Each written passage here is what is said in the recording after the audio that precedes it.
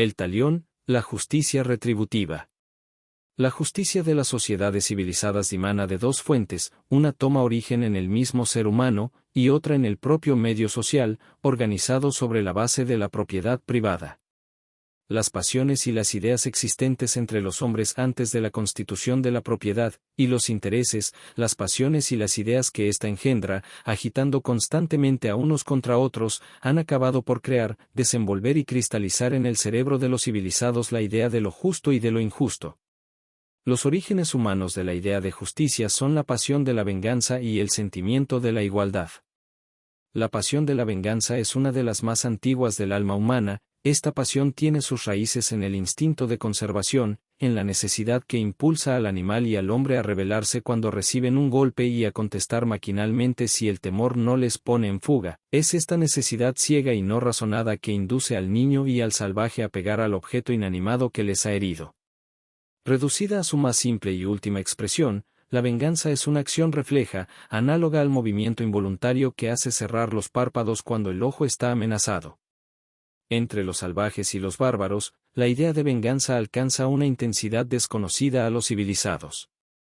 Los pieles rojas, dice el historiador americano Eddars, sienten consumir violentamente su corazón día y noche hasta que han vertido sangre por sangre, transmiten de padre a hijo el recuerdo de la muerte de un pariente, de un miembro del clan, aun tratándose de una mujer vieja.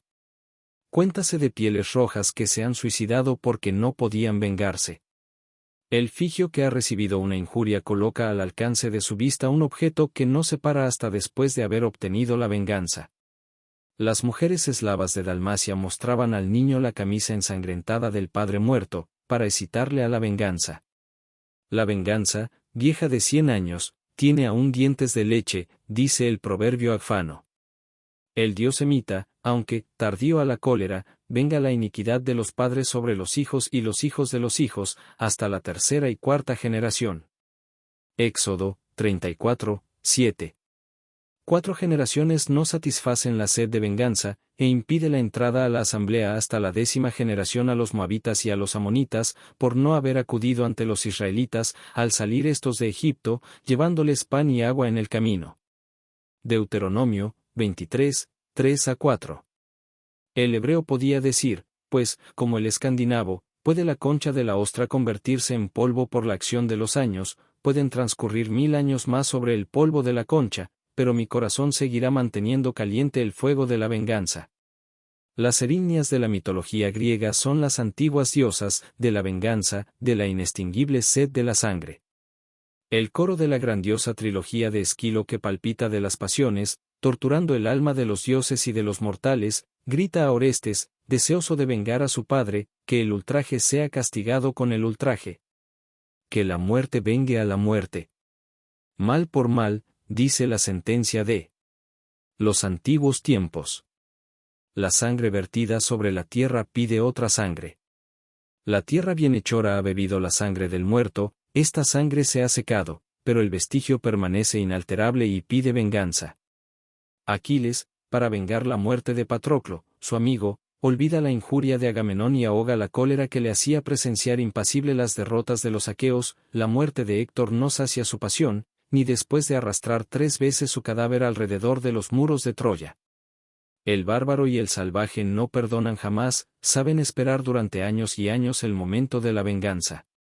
Durante 10 años esperó pacientemente Clitemnestra la hora de la venganza. Cuando hubo asesinado a Agamenón, el matador de su hija, embriagada de alegría gritó: el rocío de la muerte ha sido tan dulce a mi corazón, como lo es para los campos la lluvia de Júpiter en la estación que el grano del trigo sale de su envoltura.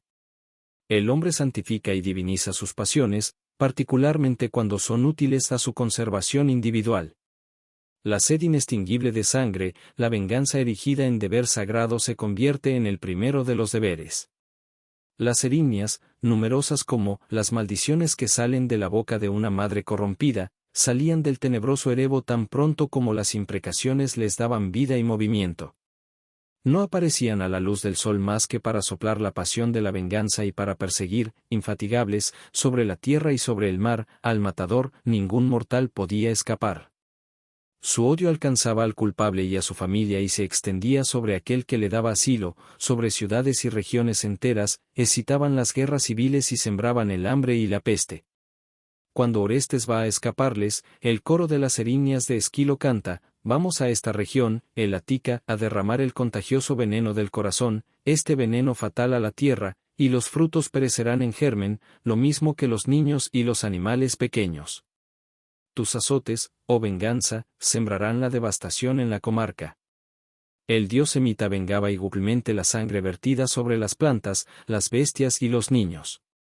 La poética imaginación de los griegos ha personificado en sus temibles diosas, cuyo nombre era peligro pronunciar, los terrores que inspiraban a los pueblos primitivos, el desencadenamiento de las pasiones de la venganza. Vico, en las Sciences Nouves, formula este axioma de la ciencia social: la legislación toma al hombre tal como es, para hacer de un buen uso en la sociedad humana. De la ferocidad, ferocia, de la avaricia y de la ambición, estos tres vicios que tanto afectan al género humano, funda el ejército, el comercio y la corte, es decir, la fuerza, la riqueza y el saber de las repúblicas, y estos tres vicios, capaces de destruir la especie humana, hacen la felicidad social. Este axioma demuestra la existencia de una providencia divina, la cual es el divino pensamiento legislador, que, de las pasiones de los hombres, absorbidas completamente por sus intereses privados, que les harían vivir como bestias feroces, saca el orden civil que les permite vivir en sociedades humanas. La ley impasible, según la frase de Aristóteles, es hija, en efecto, de la pasión de la venganza, furibunda y siempre inquieta. Pero no es una inteligencia legisladora divina, según opina Vico, la que crea el orden con el desorden de las pasiones humanas, sino, por el contrario, estos desórdenes los que crean el orden. Intentaremos demostrarlo. La pasión implacable y furibunda de la venganza que se descubre en el alma de los salvajes y de los bárbaros del antiguo Nuevo Mundo, según lo prueban las precedentes citas, les es impuesta por las condiciones del medio natural y social en que viven. El salvaje, en perpetua guerra con las bestias y los hombres e invadido el espíritu por peligros imaginarios, no puede vivir aislado, se aglomera en rebaños, no concibe la existencia fuera de su horda, expulsarle equivale a condenarle a muerte. Los miembros de la tribu se consideran descendientes de un antecesor único, la misma sangre corre por sus venas, verter la sangre de un miembro es lo mismo que verter la sangre de la tribu entera. El salvaje no tiene individualidad, es la tribu, el clan y más tarde la familia los que poseen aquella. La solidaridad más estrecha y más sólida une los miembros de una tribu, de un clan, hasta el punto de hacer de ellos un solo ser, como las hecatonchiras de la mitología griega. Así, en los pueblos más antiguos que nos ha sido dado observar, las mujeres son comunes y los niños pertenecen a la horda, la propiedad individual no ha hecho su aparición y los objetos más personales tales como armas y adornos pasan, según cuentan los observadores de costumbres australianas Fison y Howitt, de mano en mano con la mayor rapidez. Los miembros de las tribus salvajes y de los clanes bárbaros se mueven y agitan en común, como un solo hombre, cambian de lugar, se baten. Y cultivan la tierra en común. Cuando la táctica guerrera se perfecciona, se organizan por tribus, clanes y familias. Toman en común las ofensas, lo mismo que todo lo demás. La injuria hecha a un salvaje es sentida por todo el clan, como si fuese personal a cada miembro. Verter la sangre de un salvaje es verter la sangre del clan. Todos sus miembros tienen el deber de la venganza es colectiva, como el matrimonio y la propiedad. El derecho de ejercer la venganza era, entre los germanos bárbaros, el lazo de la familia por excelencia. Cuando las tribus de los francos hubieron establecido el Bergeld, es decir, la compensación monetaria de la ofensa, todos los miembros de la familia se repartían el precio de la sangre, pero el franco que se había separado de la comunidad familiar no tenía derecho al Bergeld. Si era muerto, el rey era el que se convertía en su vengador y el que recibía el precio de su sangre. Mas para que el clan sienta la injuria hecha a uno de sus miembros es preciso que el clan entero pase a ser el responsable de la ofensa cometida por cualquiera de sus componentes. La ofensa es colectiva, como la injuria. El clan ofendido se venga matando a un individuo cualquiera del clan ofensor. Cuando se comete una muerte, escribe Sir G. Grey, reina en los pueblos australianos general consternación, particularmente si el matador ha escapado, pues sus parientes se consideran culpables y solo creen hallarse en seguridad aquellos que no tienen ningún parentesco con el autor de la criminal acción. Un homicidio equivale a la declaración de guerra entre dos familias, entre dos clanes, guerra de acechanzas, de emboscadas y de exterminio, que prosigue durante muchos años, pues una muerte pide otra muerte para ser vengada, la cual pide venganza a su vez. A veces son los dos clanes enteros los que llegan a las manos.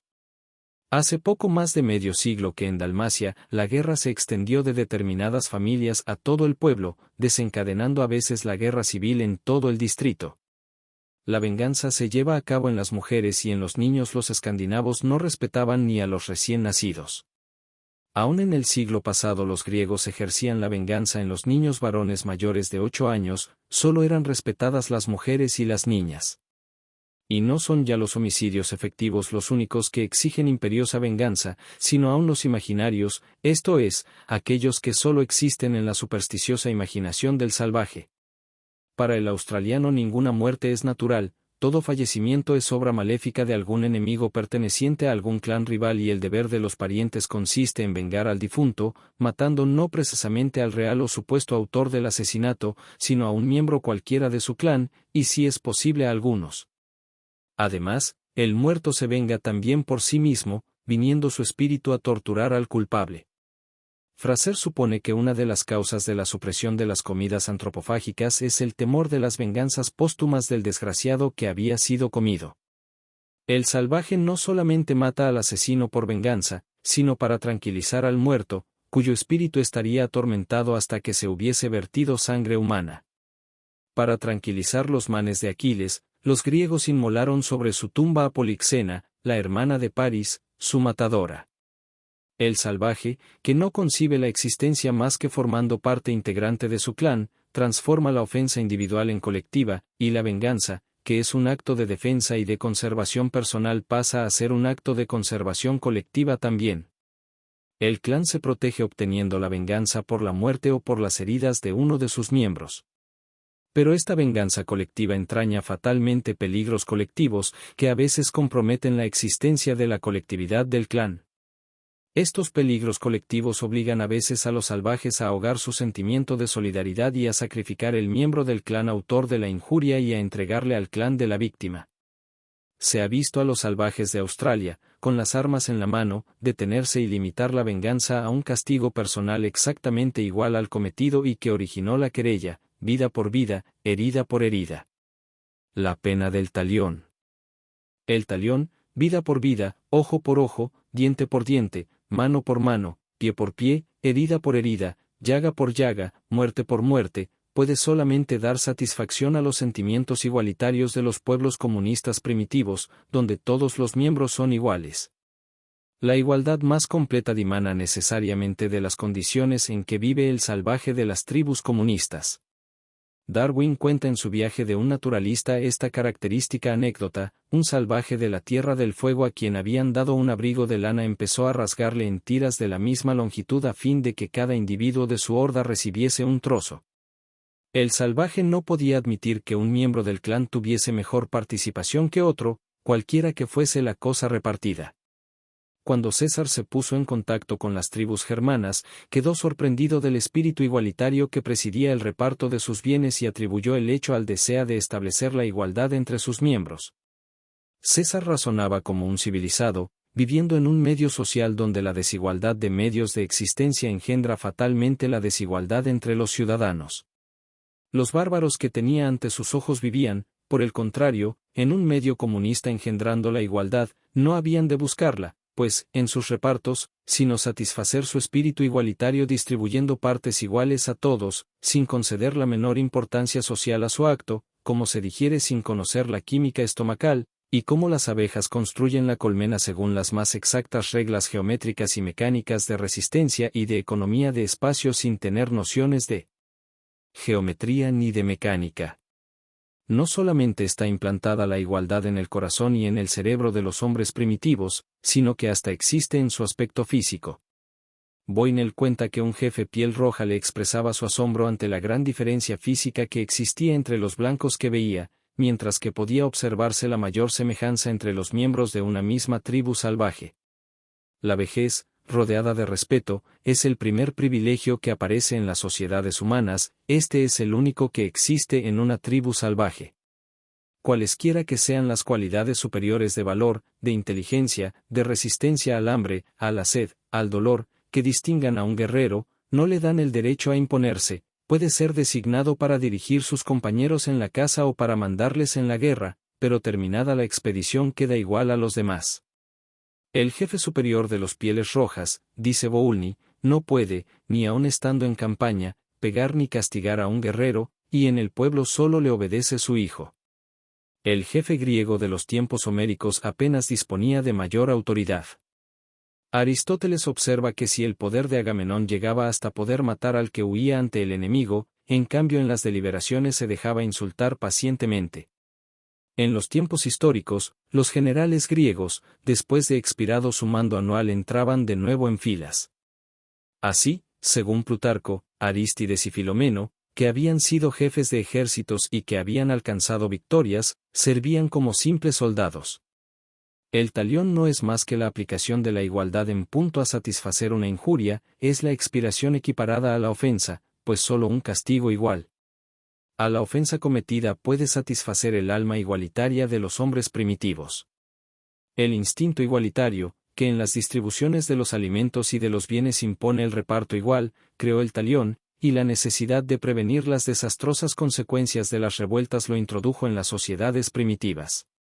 La justicia no juega ningún papel ni en su creación ni en su introducción, el talión se haya restablecido en pueblos que tienen tan poca idea de la justicia, que carecen de los nombres de crimen, falta, justicia, etc. Los griegos homéricos, aunque participando de una civilización relativamente superior, no tenían palabra para expresar la justicia.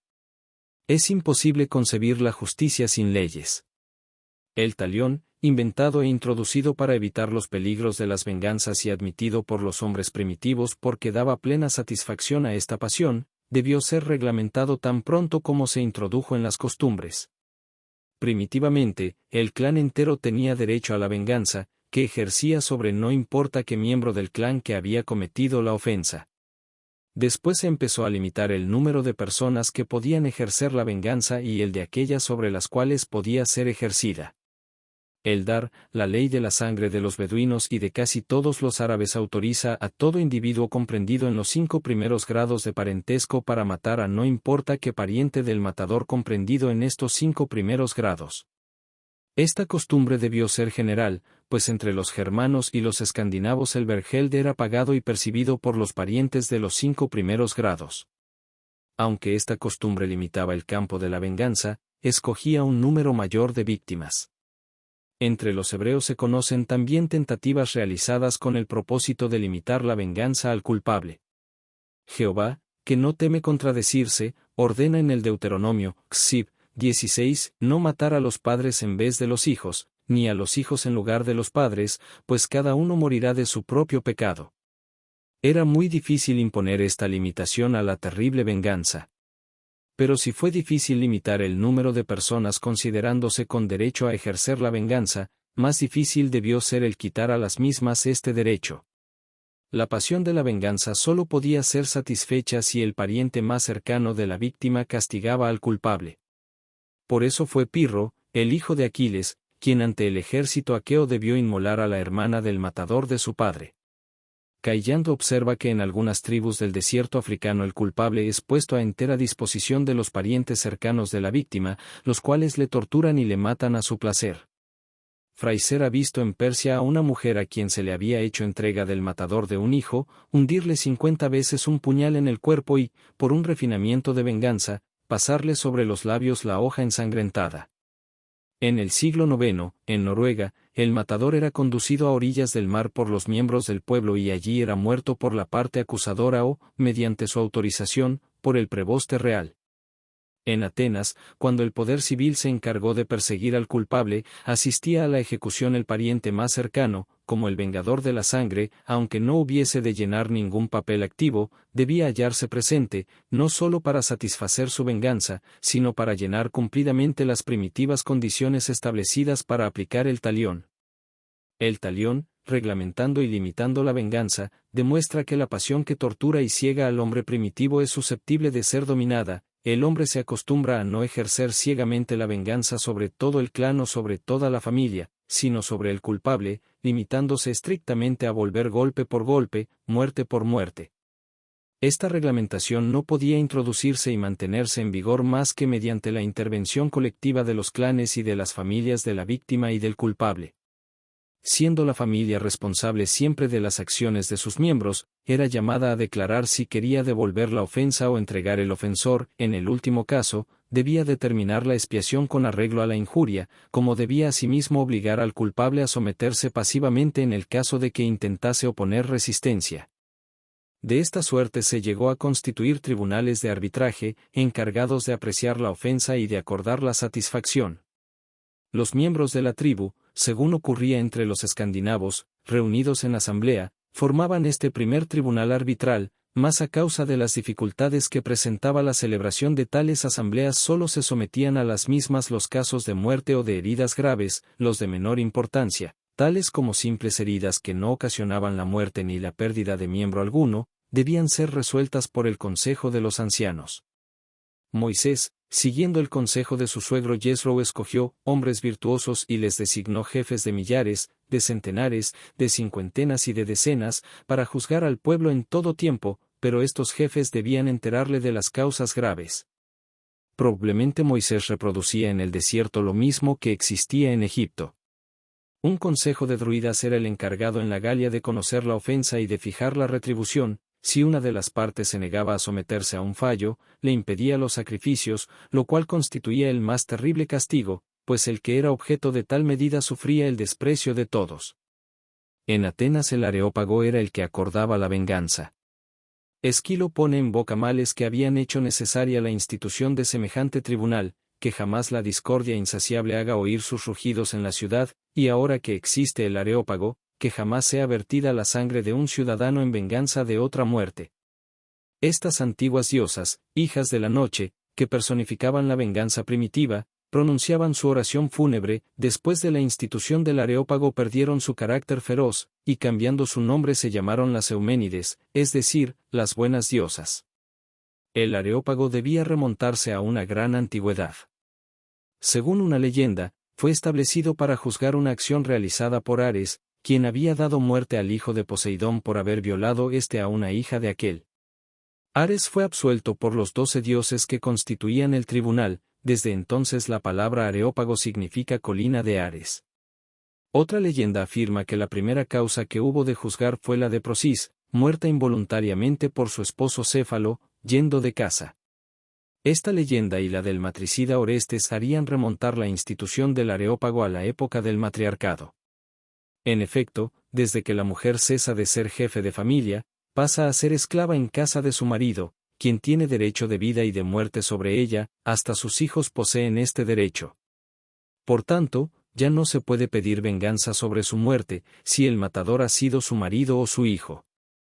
El Areópago dictaba sus sentencias en las tinieblas, lo mismo que el tribunal egipcio correspondiente, es porque Temis, la diosa emblemática de la justicia, tiene los ojos vendados. Los atenienses pretendían que este simbolismo recordaba que el Areópago había sido instituido en sustitución de las Erinias, hijas de la noche que, según Homero, vivían en las tinieblas del Erebo. El Areópago y el tribunal egipcio no admitían abogados, el mismo culpable debía guardar silencio.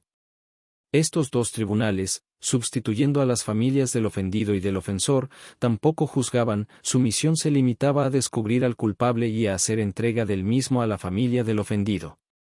Si en una ciudad comercial como Atenas, la necesidad de mantener el orden indujo al establecimiento de un tribunal encargado de resolver las venganzas y castigar a los culpables, en todas partes hubo necesidad de dejar a las familias el deseo de satisfacer por sí mismas su venganza.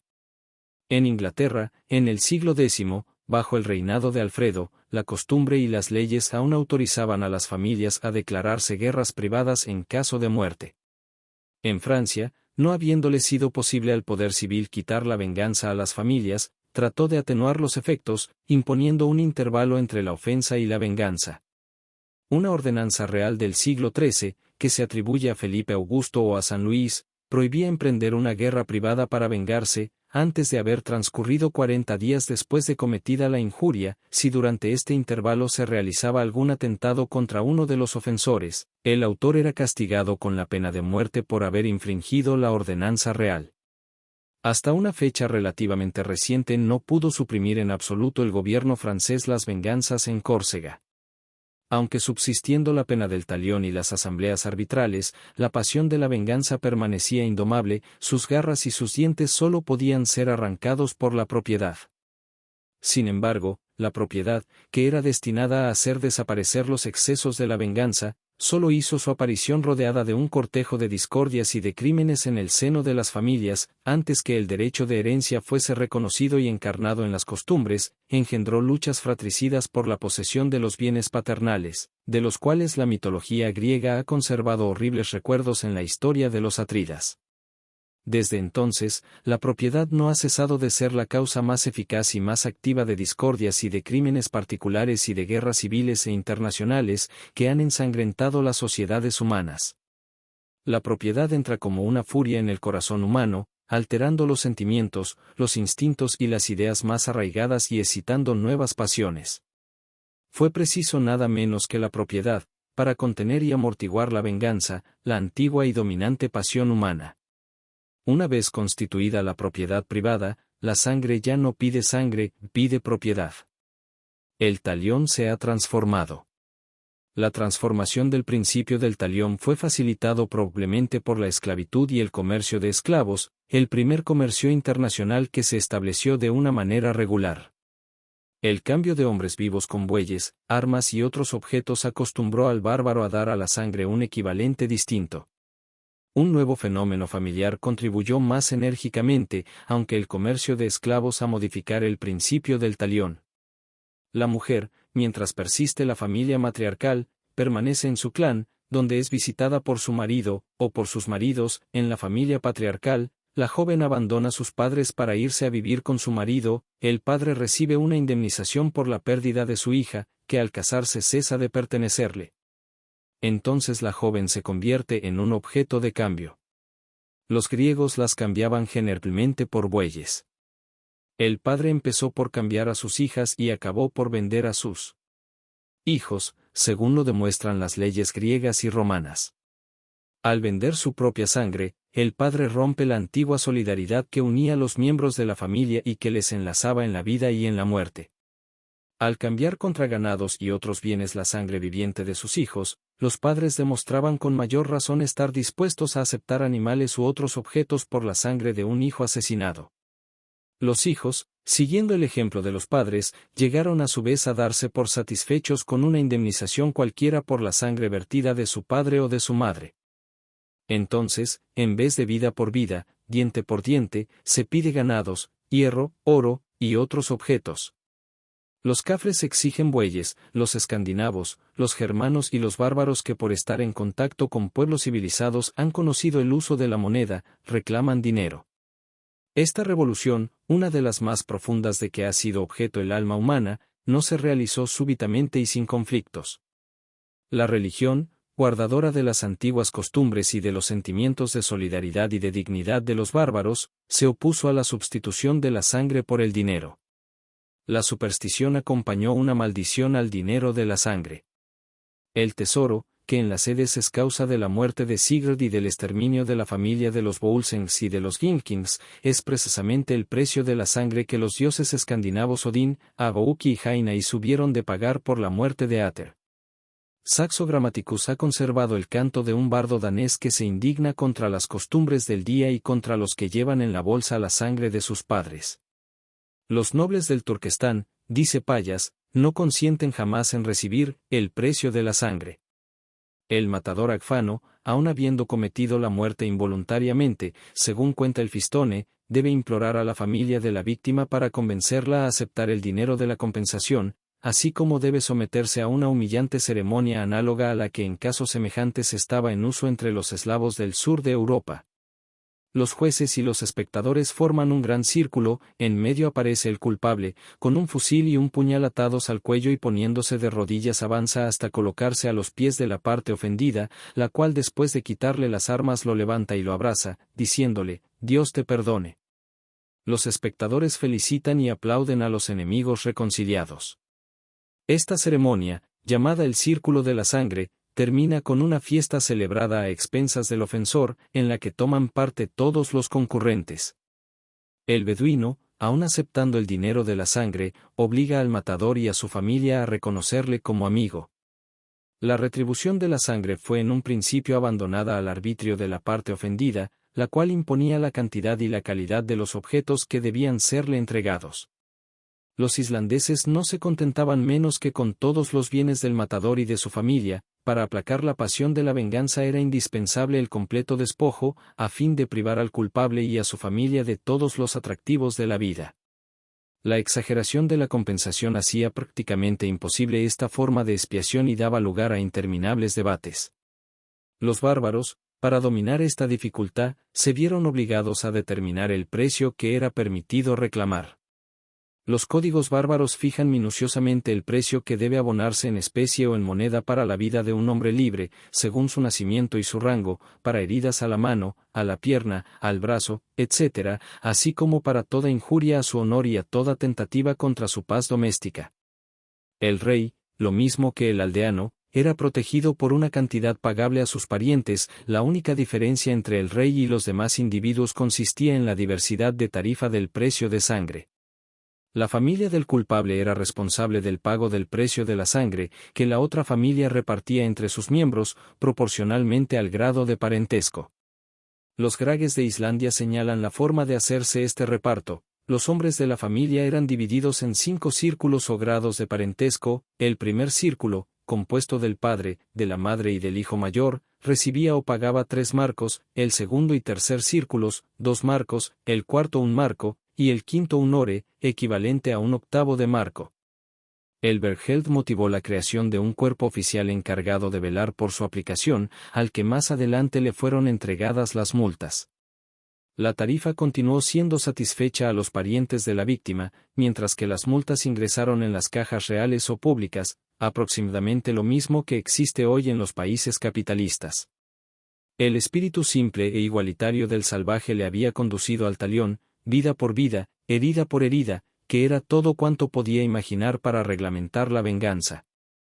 Pero cuando, bajo la acción de la propiedad del talión se modificó y el principio brutal vida por vida fue sustituido por el principio económico, ganados y otros bienes por la vida, herida, injuria, etc., el espíritu del bárbaro fue sometido a una ruda prueba. Hubo de resolver un problema que le obligaba a penetrar en el terreno de lo abstracto. De un lado tenía que pesar el perjuicio material y moral causado a una familia por la muerte de uno de los suyos y a un individuo por la pérdida de uno de sus miembros o por un insulto, y por otro tenía que medir la ventaja que le produciría la cesión de determinados bienes materiales, es decir, había de buscar el equivalente de cosas que no tenían entre sí ninguna relación material directa. El bárbaro empezó por reclamar, en caso de muerte, la ruina social del culpable, su muerte económica, la cesión de todos sus bienes, para llegar, después de grandes esfuerzos intelectuales, por tarifar la vida, la pérdida de un ojo, de un diente y hasta de los insultos. Esta tarifa le hizo adquirir nuevas nociones abstractas sobre las relaciones de los hombres entre sí y entre aquellos y las cosas, que a su vez engendraron en su cerebro la idea de justicia retributiva, la cual tiene por misión proporcionar tan exactamente como sea posible la compensación a los perjuicios experimentados.